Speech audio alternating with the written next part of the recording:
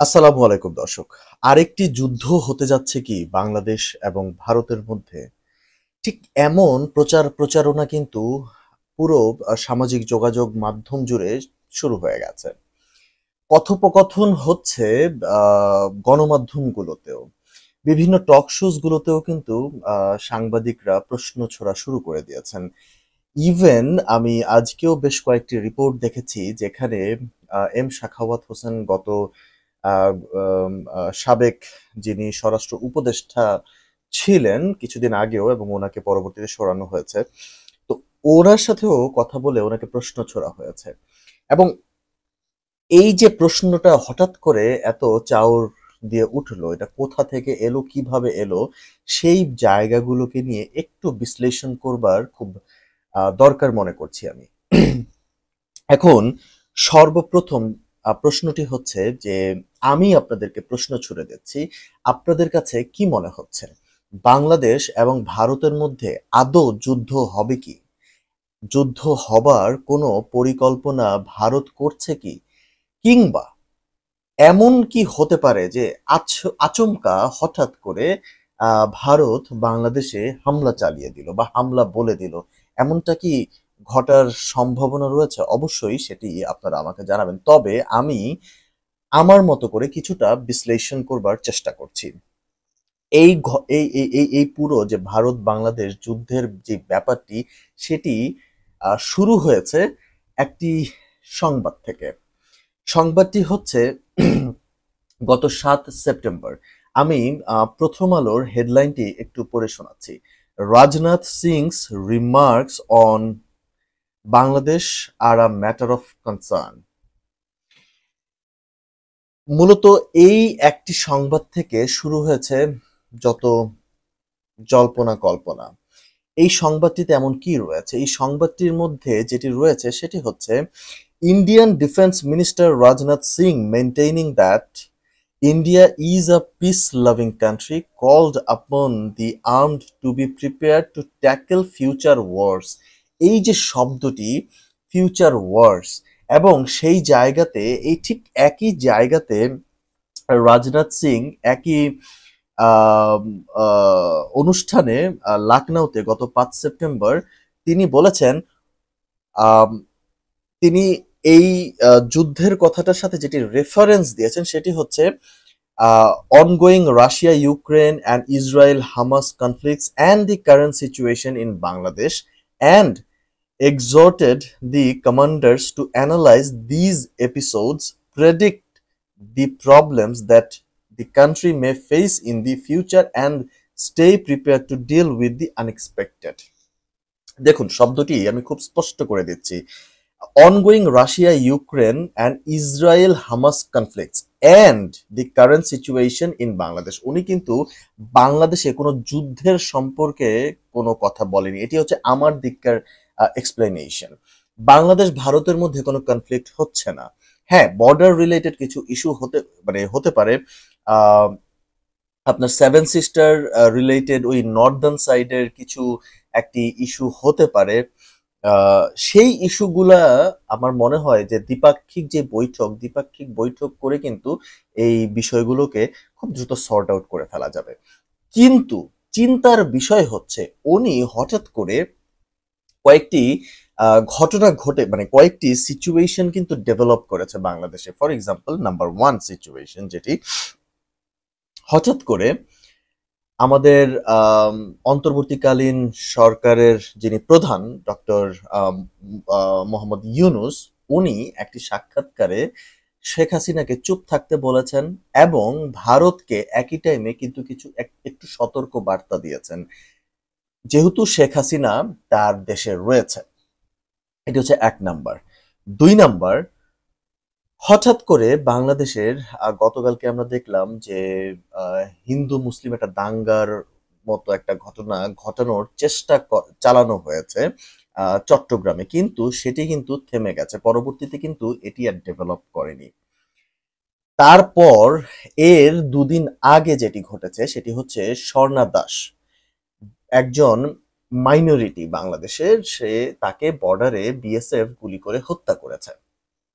এখন এই যে ডেভেলপমেন্ট গুলো হচ্ছে, ঠিক এর মধ্যে আবার দেখা যাচ্ছে যে মানে বাংলাদেশে এর আগে 5ই আগস্টের পরে কিন্তু কু করবার চেষ্টা হয়েছে, তারপরে আরো নানান ধরনের কাহিনী রয়েছে, এবং সেই কাহিনীগুলোকে বলা হচ্ছে যে ভারত প্ররোচনা দিচ্ছে এবং ভারত এগুলো করছে।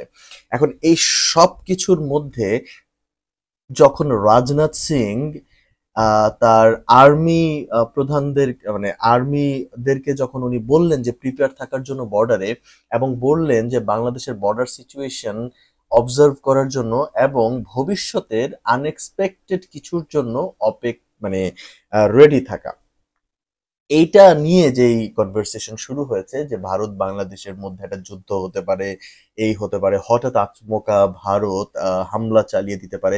আমার কাছে কিন্তু বিষয়টি মনে হচ্ছে না যে ভারত অতটা বোকামি করবে। ভারত এতটাও বোকা নয় যে ভারত হঠাৎ করে বাংলাদেশে হামলা করে দিবে। তবে আমি ভারতের উদ্দেশ্যে যে কথাটি বলতে চাইছি সেটি হচ্ছে, ভারত দ্বিপাক্ষিক বৈঠকের মাধ্যমে আমার মনে হয় যে প্রত্যেকটি প্রবলেম সর্ট আউট করতে পারে। এবং ভারত দেখুন, গত 16-17 বছরে ভারত নিজের মতো করে একটা জায়গা বাংলাদেশে বানিয়ে নিয়েছিল, সো দ্যাট তারা 7 সিস্টার্স মানে আসামের ওই অঞ্চলগুলোতে, আসাম, ত্রিপুরা, মণিপুর, মিজোরাম, অরুণাচল প্রদেশ, ওই সাইডগুলোতে, ওই জায়গাগুলোতে যেন তারা দ্রুত পৌঁছাতে পারে এবং মালামাল ট্রান্সপোর্ট করতে পারে। দেখুন, ভারতের দিক থেকে ভারত যেই সেবাটা বাংলাদেশ থেকে নিচ্ছিল, আম, মানে গত সরকারের আমলে, যে বাংলাদেশের উপর দিয়ে ট্রেন চলাচল থেকে নিয়ে সবকিছু তারা বাংলাদেশের উপর দিয়ে পাস করবে, এই পুরো প্ল্যানটি কিন্তু ভারতের ভেস্তে গেছে। এখন স্বাভাবিকভাবেই কিন্তু ভারতের মাথাটা নষ্ট হয়ে গেছে। ভারতের কিন্তু মানে মাথায় আসলে কাজ করছে না যে কিসের থেকে কি হয়ে গেল, এবং ওই জায়গা থেকে ভারত কিছু হঠকারী ডিসিশন নিচ্ছে বলে আমার কাছে মনে হচ্ছে। আমার কাছে মনে হচ্ছে যে যদিও কথাটি সত্য হয়ে থাকে, আমি জানি না সত্য কি মিথ্যা, তবে ধরে নেওয়া যাক যে ভারত প্ররোচনা দিচ্ছে হিন্দু মুসলমান দাঙ্গার জন্য, বা বিভিন্ন জায়গাতে বাংলাদেশে এই যে কিছুদিন আগেও সেক্রেটারিয়েটে আপনার আনসার বাহিনীর যেই ঝামেলা হলো সেখানে ভারতের প্ররোচনা রয়েছে, কু করার জায়গাটাতে প্ররোচনা রয়েছিল, এরকম অনেক কিছু বলা হচ্ছে। আমি ধরেই নিচ্ছি বিষয়গুলো সত্য। যদি সত্য হয়ে থাকে তাহলে ভারতের উচিত হবে এই কাজগুলো না করে তাদের যে পররাষ্ট্র নীতি আছে সেই পররাষ্ট্র নীতিগুলোকে কিন্তু পরিবর্তন করা। ইভেন আমি যেটি দেখতে পাচ্ছি আজকাল, যে ভারতের ভেতরে থেকেও কিন্তু আপনার কথাবার্তা হচ্ছে যে মোদীর পররাষ্ট্র নীতির কারণেই কিন্তু আস্তে আস্তে যে তার যে ইন্ডিয়ার যে নেবারিং কান্ট্রিগুলো আছে, আশপাশের যে দেশগুলো আছে তাদের সাথে ভারতের সম্পর্ক নষ্ট হচ্ছে। এগুলোও কিন্তু ভারতের ভেতর থেকেই, ভারতের থিঙ্ক ট্যাঙ্কাররাই কিন্তু ভেতরে ভেতরে আলোচনা করছে। আমি এ নিয়ে বেশ কয়েকবার কথা বলেছি। তারপরেও আমি যেটি বলবো সেটি হচ্ছে, কিছুদিন এই আজকেও কিন্তু আপনার ঠিক রাজনাথ সিং এর এই কথার পরেই কিন্তু আমরা যেটি দেখতে পেলাম, আজকেই আমাদের স্বরাষ্ট্র উপদেষ্টা লেফটেন্যান্ট জেনারেল মোহাম্মদ জাহাঙ্গীর আলম চৌধুরী বলেছেন, সীমান্তে ফেলানির মতো হত্যাকাণ্ড আর দেখতে চাই না। উনি আহ, বাংলাদেশের বর্ডার গার্ড মানে বিজিবিকে উনি বলেছেন, বর্ডার গার্ড বাংলাদেশকে উনি শক্তভাবে যেটি বলেছেন সেটি হচ্ছে, আপনারা সীমান্তে পিঠ প্রদর্শন করবেন না, নিজেদের উপর অর্পিত দায়িত্ব পালন করুন। বিজিবির মূল দায়িত্ব সীমান্ত সুরক্ষা ও চোরাচালান প্রতিরোধ করা। এক্স্যাক্টলি। ঠিক কিছুদিন আগে সাখাওয়াত হোসেনও কিন্তু এই কথাটি বলেছিলেন যে সীমান্তে পিঠ দেখানো যাবে না। যদি আমাদের উপরে কোনো অ্যাটাক করা হয় আমাদেরকেও সেটির পাল্টা জবাব কিন্তু দিতে হবে, কিন্তু সেটি অবশ্যই গুলির বদলে গুলি হতে পারে বলে আমি বিশ্বাস করি না, তবে আমি বিশ্বাস করি গুলির বদলে লাঠি তো অন্তত হতে পারে। তবে আমি যেটি বলছি সেটি হচ্ছে যে এই যে মানে হঠাৎ করে যে এই ঘটনা রটনা যেভাবে চলছে, যে ভারত বাংলাদেশে অ্যাটাক করবে, ভারত বাংলাদেশের যে যুদ্ধ, সেই যুদ্ধটি নিয়েও যেহেতু আবার কথা হচ্ছে, ইন দ্যাট কেস আমি এটিই মনে করাতে চাইছি আবারও, উইকিপিডিয়ার রিপোর্ট অনুযায়ী ভারতের সাথে কিন্তু, আমি এর আগেও বলেছি, ভারতের সাথে বাংলাদেশের প্রথম যুদ্ধ শুরু হয়েছিল 16 এপ্রিল 2001 সালে। When A force of around 800 to 1000 Bangladeshi paramilitary soldiers attacked and captured Padua village, breaking the status quo and forcing the civilians there to flee.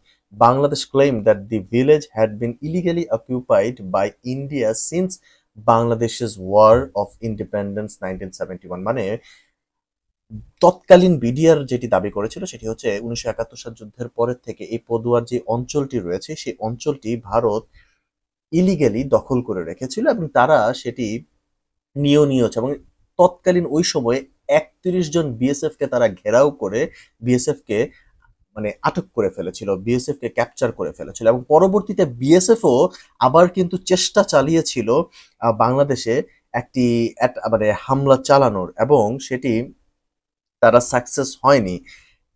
তারা যেটি করেছিল সেটি হচ্ছে তারা কাউন্টার অ্যাটাক দিতে চেয়েছিল পদুয়াতে সেই অঞ্চলটা হাসিল করবার জন্য। সেটি হচ্ছে আপনার 18 এপ্রিল 2021 সালে। কিন্তু কি হয়েছে, আবারও বিএসএফ ধরা খেয়ে গেছে বিডিআর এর কাছে। দেখুন, বিএসএফ বিডিআর এর এই যুদ্ধ আমরা আবার পুনরায় দেখতে চাইছি না, কারণ বাংলাদেশ ইন্ডিয়ার মধ্যে যুদ্ধ হয়েছিল এবং সেই যুদ্ধে বাংলাদেশই বিজয়ী হয়েছিল।